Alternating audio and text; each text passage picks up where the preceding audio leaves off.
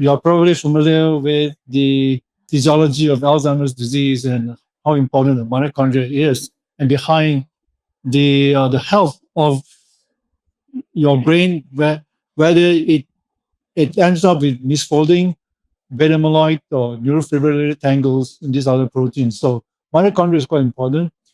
I'll just summarize this colorful chart over here. If you activate the mitochondria with near infrared light, as we do with this particular wavelength, it ends up with quite a lot of activity, and I think one of the fundamental ones are on the transcription factors that lead to translation of your genome into the presentation of your functions. So that's one of the key things. Now, the other thing it does is releases nitric oxide back into the body for vasodilatation and so on. Now, we're also probably more interested in what are the physiological outcomes. This is a summary of many years of research done in animal models, cellular study, and so on. Now, the presentations go all the way from the angiogenesis to creation of new blood vessels, control of excitotoxicity. Now, one of the important actions is actually on the helping in the synthesis of growth factors, neurotrophic factors like BDNF and others.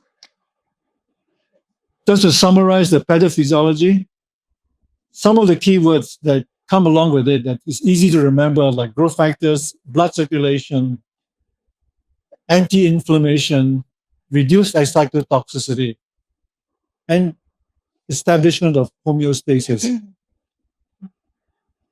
Now, why should we care about photobiomodulation in the world of Alzheimer? There are plenty of options around. FDA, as you know, has already approved two drugs. So there's plenty to go for it. There's so much research that's done behind these drugs, you know. And in this big world, photobiomodulation is like kind of I don't know, just growing up from somewhere and starting to feel its way in. The evidence is growing. The understanding of the mechanism is growing. And you might say, okay, what goes against photobiomodulation is there are actually very few publications relatively to this big world of Alzheimer's disease research. And there are actually clinical studies. There are not many, and I'll show them later. But what you might want to register as I go forward is these clinical studies are showing a couple of important things. Other than safety, it actually shows not just a slowdown of the progression of the disease. Actually, there are instances of reversal of the symptoms. Now, just if when we overcome these handicaps, you are looking at where available, there is strong evidence. There's no significant adverse reaction. It is convenient, home use. You just put it on and power it on. We recommend 20 minutes, so the device shuts down after 20 minutes, so you don't have to work too much on it. And it is not a lot of money versus having to go and do your, for instance, example, drug infusion. And you're talking about like $2,400, one-time investment. Okay, that's the perspective. So what happens when you use this on your brain? The first question is very obvious. So this is an ongoing study. The analysis being done now is a composite. What I'm going to show you is what happens when we deliver this in real time, do the imaging real time in an fMRI scanner. Right, this is done at Baycrest Hospital which is attached to the University of Toronto. So we put two irradiation spots, one on the forehead, one in the nose. they're intended to stimulate the brain. Now, this device commercially is got metal and so on, so you can't go on an MRI scanner, but this is using laser on specific spots. So what happens? So the composite of 43 subjects, the total is 45. So take note of the red spots, right? Now, the top portion is transcranial, delivering light to the forehead, and the bottom half is intranasal to the nose, intended to stimulate the brain. Now look at the red spot. So transcranial, you see this red spot. The left side of the transcranial is one wavelength, 808 nanometer, and the right side is 1064 nanometer. They're both near infrared, but they're different. On transcranial, the 808 is showing more response from the brain in terms of blood oxygen level dependency and also cerebral blood flow. Now, the intranasal is very interesting. With all this data we have, the peak for here is 150 milliwatts. It may not mean much, but just take note of the number because the intranasal, the one up the nose, is just 9. It's about 1/20th the power of having to go through the forehead. And you can see that at this peak, it is showing more red, actually, in both the wavelength.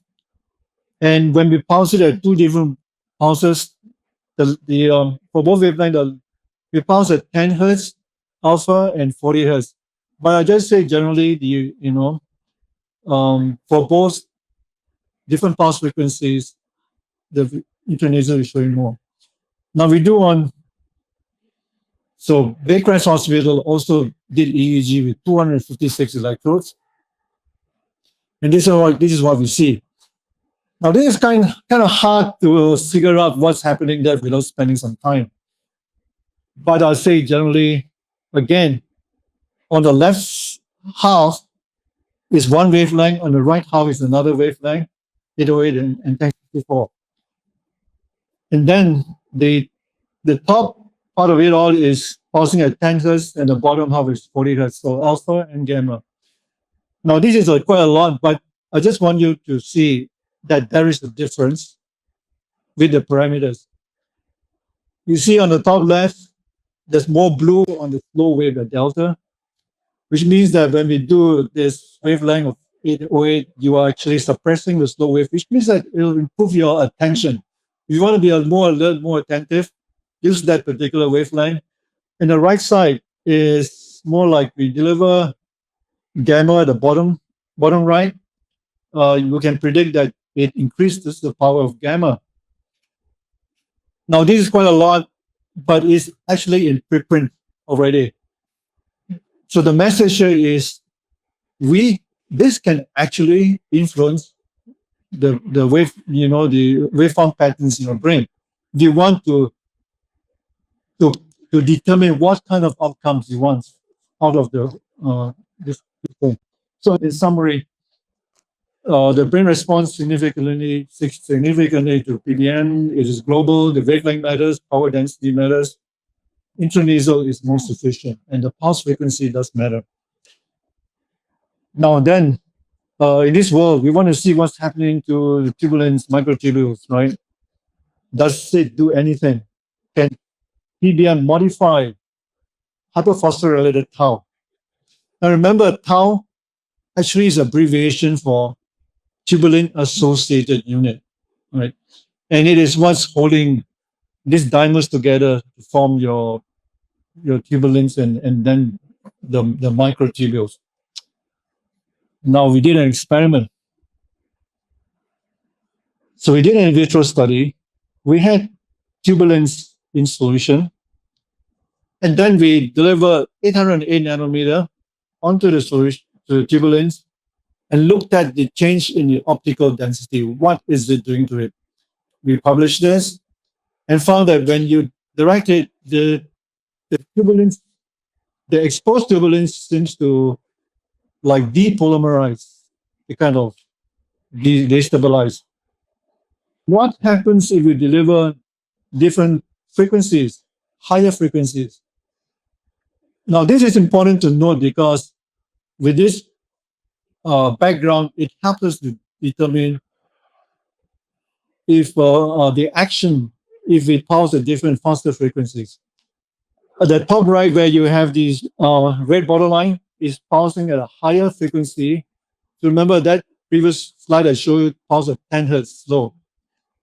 That one at 40 hertz, it seems to, not the optical density didn't change.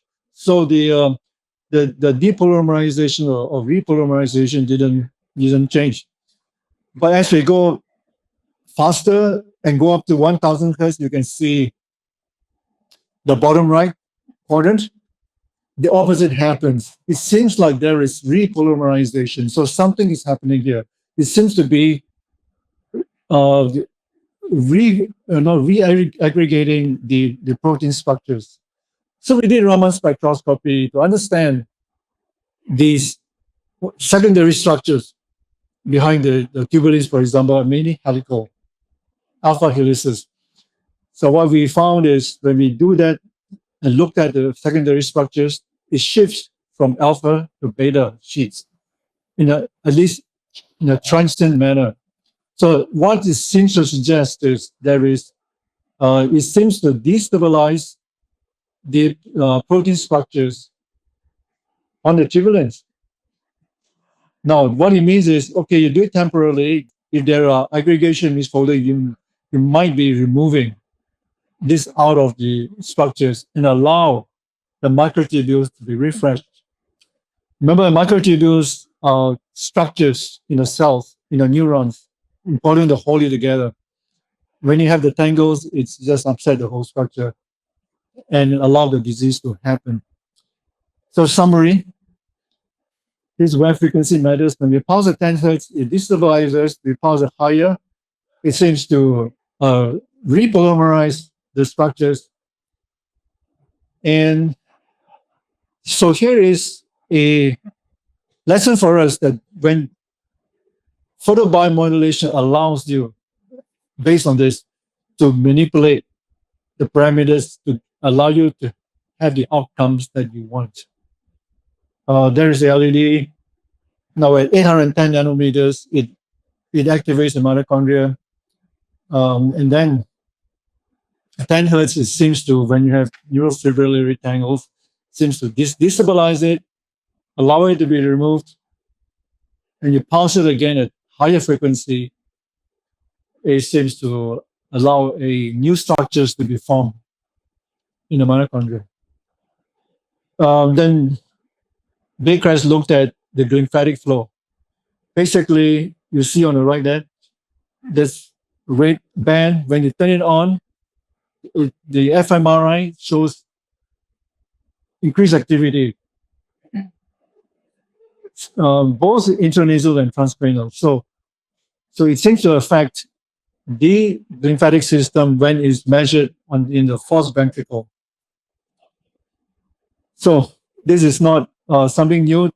Research has been done on animal models from beta amyloid over the years since the first paper was published in 2011 on animal models, then on the phosphorylated tau animal models too. I published this last year, a big review, but I just want to summarize that throughout the years, there were clinical studies published. They're not very big. The biggest is a lot, 30 over subjects. But the bottom line is this: safety is established, and there are evidence of improved memory, cognition, and even improved in terms of lifestyle as well too. And this is the most important thing, actually, to see what the clinical evidence is showing. Now, the future, I'll show you what the influence of the waveforms are like. So it allows us to actually, going forward, to use this particular modality to personalize medicine through the use of artificial intelligence. So I'll pass over to Nida. I'm excited today to present our findings from a pilot randomized clinical trial where we looked at the efficacy of photobiomodulation in patients with cognitive impairment or MCI. And we looked into cognitive profile blood biomarkers as well as neuroimaging biomarkers in this study. So why we chose MCI population? Because MCI is a risk state for developing dementia, and it is important and crucial to treat and intervene as soon as possible before brain reaches a substantial damage that is irreversible. Now, in order to treat any disorder, we need to understand the pathophysiology of that. And about Alzheimer's disease, we have heard a lot about amyloid and tau aggregation. But recent studies are now highlighting the role of mitochondrial dysfunction in this pathology. And as you can see, they are actually interconnected. That actually means that there is a potential treatment target, and that is mitochondrial dysfunction. Infrared light can actually activate mitochondrial function by binding with the cytochrome C oxidase, which is a molecule in mitochondria and has light receptors. After that activation, there is a chain of actions that happen, and that leads to increased ATP production and cellular viability. So based on these, we had two main objectives for our clinical trial. Our primary objective was to assess the feasibility and safety, as well as the effectiveness of photobiomodulation on cognitive function in patients with MCI. And for that, we compared active and sham group. And our secondary objective was to look at blood-based biomarkers and brain imaging biomarkers to see how photobiomodulation can affect those. The device that we used for photobiomodulation was Vielight NeuroRx Gamma, that is considered a Class 2 device under Health Canada.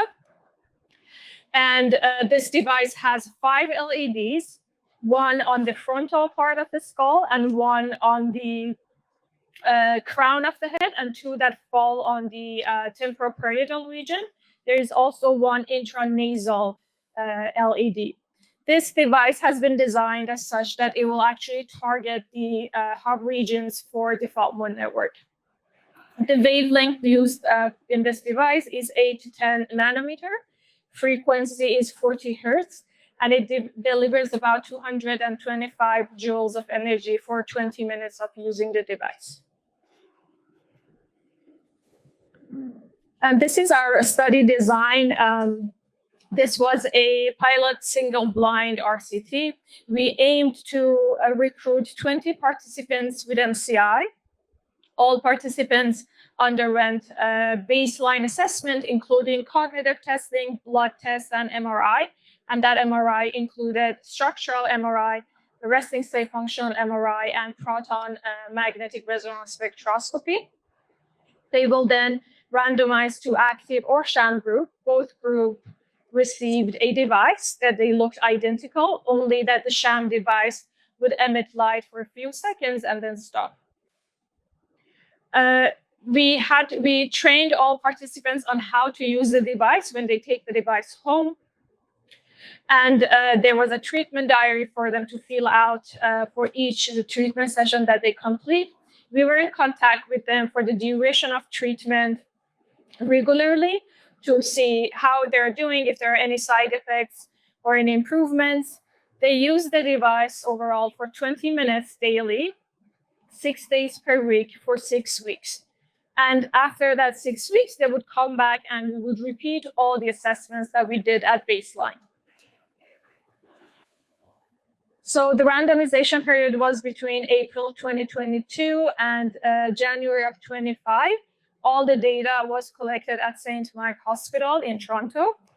We approached about 69 people. We screened 34, and we ended up randomizing 20 that were at 10 in the active and 10 in the sham group, and all participants completed the study. Here is the demographics of our population. You can see that the active group and sham group were well matched on age, sex, education, and on their MoCA score at baseline. And now to see what we found, actually. So we didn't find any severe adverse event, which we also expected. And the adverse events that we found was very minimal and self-limiting. 2 participants reported headaches. 1 was in the active group and 1 was in the sham group. And 2 participants in the active group reported feeling depressed towards the end of the study. Overall, the adherence was equally high in both active and sham group, both about 99%. Now, what we found in our cognitive data was an improvement in recognition memory that was measured by CVLT long delay number of hits. That is the California Verbal Learning Test. We also found improvement in global cognition that was measured by MMSE in the active group compared to the sham group. And for the processing speed, we looked at trail making test B. You can see that there is a decrease in the active group, although it did not reach significance, meaning that they were faster, but the difference was not significant. We also looked at the blood-based biomarkers in the serum. We specifically looked for lactate, pyruvate, and the ratio of lactate to pyruvate, as they are markers for mitochondrial and metabolism function. What we found was an increase in the pyruvic acid and lactic acid levels in the active group compared to the sham group. But interestingly, the ratio of lactate to pyruvate was significantly decreased in this group. And this suggests that photobiomodulation enhances mitochondrial function by increasing the oxidative metabolism as well as better energy regulation. We also looked into inflammation markers, and we found that IL-6 was significantly decreased in the active group compared to the sham group, suggesting that maybe photobiomodulation may have anti-inflammatory capacity. We also looked at p-tau 2017, but we did not find any significant difference there in the active compared to the sham group. In the resting state functional MRI, we looked at the functional connectivity of the default mode network, and we found that within default mode network functional connectivity, as well as between default mode network and caudate nucleus functional connectivity, was significantly increased in the active group compared to the sham group. And that suggests that PBM maybe is helping the stability of these brain networks that are necessary or related to cognition and memory. We also looked at the proton MR spectroscopy to see the neurometabolites in the brain. It specifically shows posterior cingulate cortex because indeed it is one of the first regions in the brain that is affected in Alzheimer's. And what we found was a trend towards increased the level of total and acetyl aspartate to creatine ratio, although it's not significant, but it might still suggest that there's actually enhanced neuronal viability. And lastly, to our surprise, we found that there are actually some improvement in the structural MRI. We did not expect that. And we found that in the right thalamus and left nucleus accumbens, there was an increase in the volume in the active group compared to the sham group. And also in the right frontal fold, there was an increase in the thickness in the active compared to the sham group. And we thought that one of the ways that maybe we can explain this is by the intranasal stimulation. And because intranasal is reaching directly to the olfactory bulb, and olfactory bulb is connected with subcortical volume and limbic network, maybe that could explain the changes that we saw in the structure. And to conclude, photobiomodulation, we found that is safe, well tolerated, and is actually an effective intervention in patients with MCI. and its benefit might be through improvement of mitochondrial function and also the anti-inflammatory part of it. The key strength of our study was integrating cognitive data with biomarkers of blood biomarker and neuroimaging biomarkers, which gave us a comprehensive overview of the mechanism of action of PBM in this population. And of course, the primary limitation is the small sample size and the single blind design of the study. And so for future research, we would need larger sample sizes. And it's also ideal if we could follow up them for a longer duration to see if these effects would sustain over time.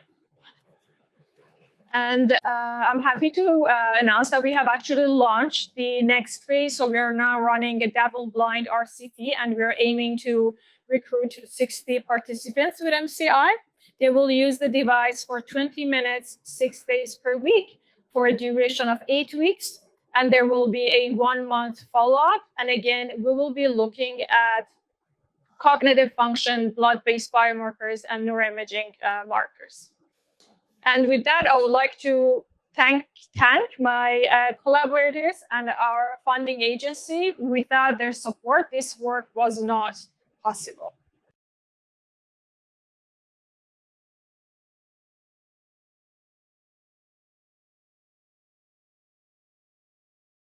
After the first Gulf War, a lot of veterans came back with a variety of unexplained symptoms.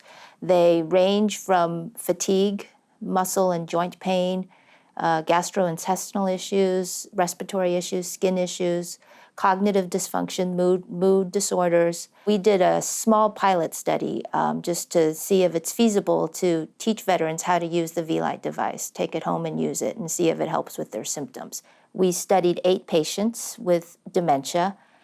4 were randomized to usual care. We found that after 12 weeks, the patients who had been randomized to receive photobiomodulation improved cognitively. There was evidence of increased cerebral blood flow in the patients randomized to photobiomodulation and increased functional connectivity. One thing that was very impressive was it really helped with sleep.